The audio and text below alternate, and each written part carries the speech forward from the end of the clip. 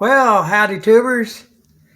Well, I did a little bit this morning and then went to the friend of mine that I told you about that got spiked from her neighbor down at the lake. Anyways, went over there for lunch and with her neighbor, and the other gal was sick, so she didn't come, had bronchitis. But anyway, stopped at Air Parts, and Mark at Air Parts said he'd been watching the videos, so I thought that's pretty cool.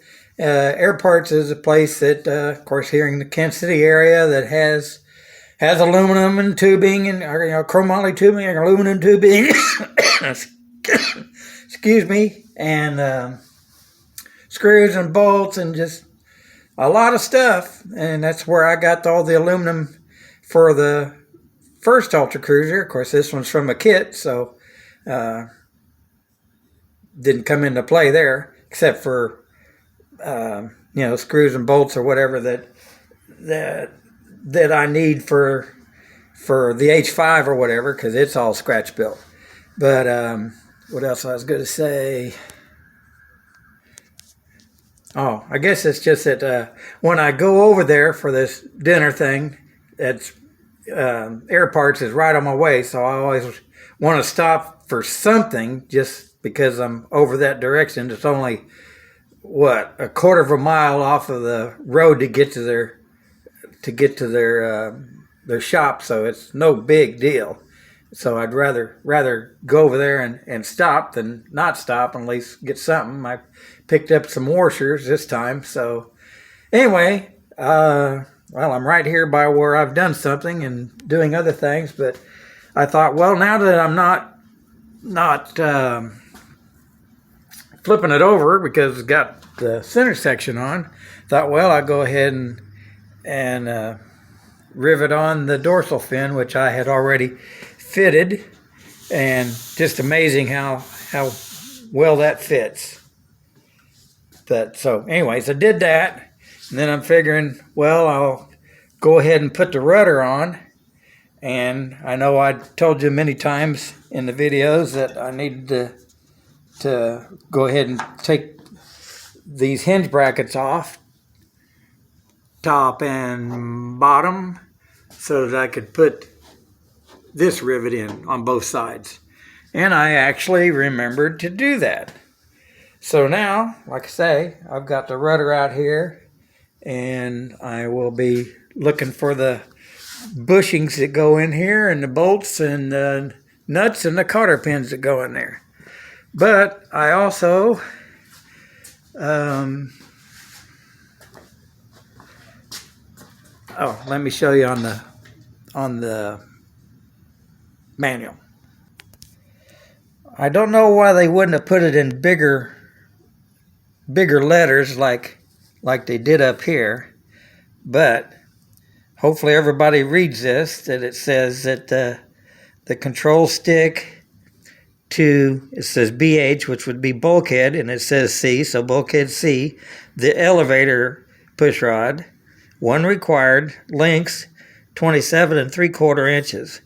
And then in parentheses, control rod will require one bin for clearance.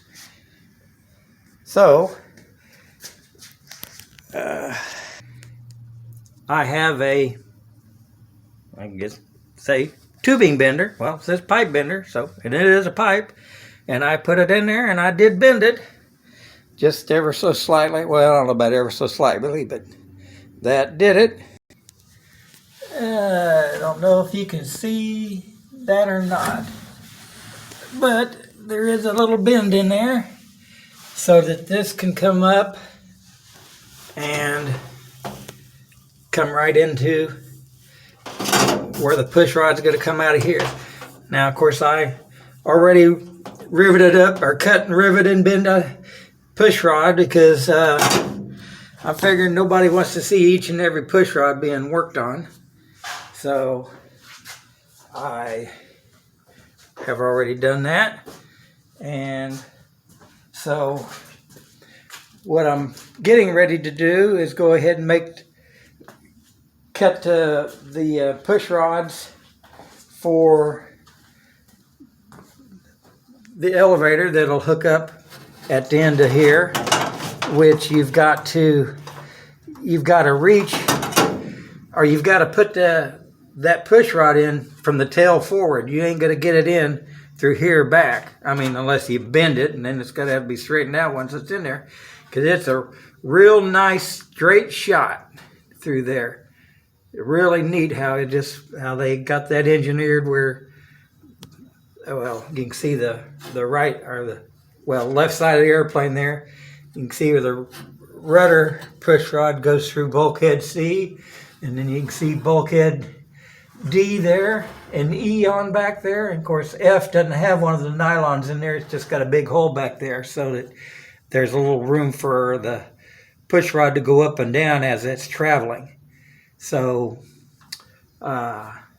anyways, that's what I'm gonna work on. Get those push rods ready to go in there. And let's see, I think I already, no, I might not have shown the, I went ahead and I changed out this tire.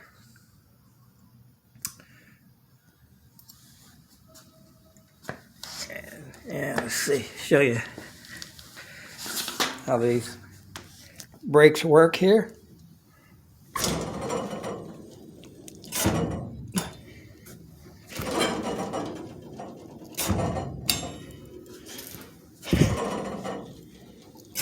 Of course, I'm sure you know how brakes work. Anyways, oh yeah, I wanted to check into that. I'm thinking about, I thought there was another little lip here. But I'm thinking about, well, I won't say nothing. I'll just do it and then show you and see what everybody thinks.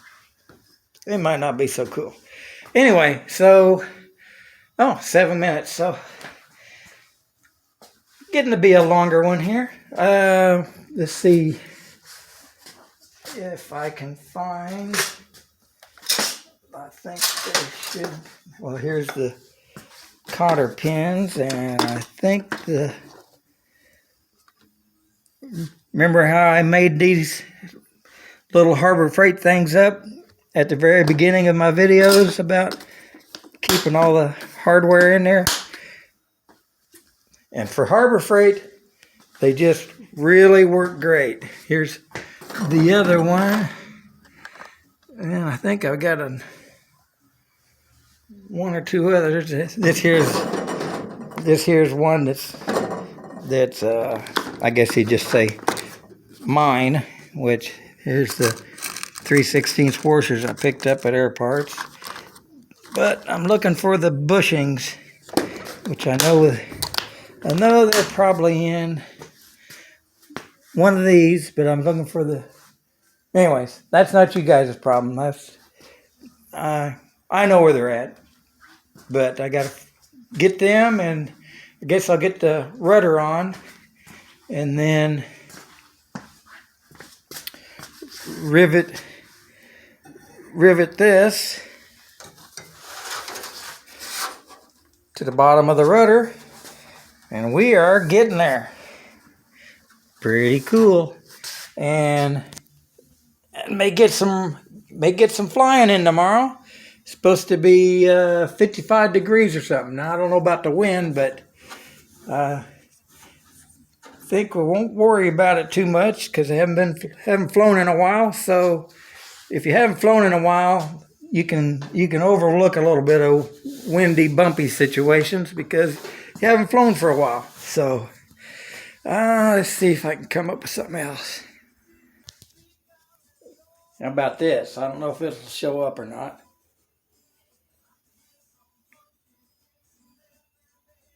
Don't want to show my face because I'll break my camera. Hoping or not. Pretty cool Oshkosh t-shirt.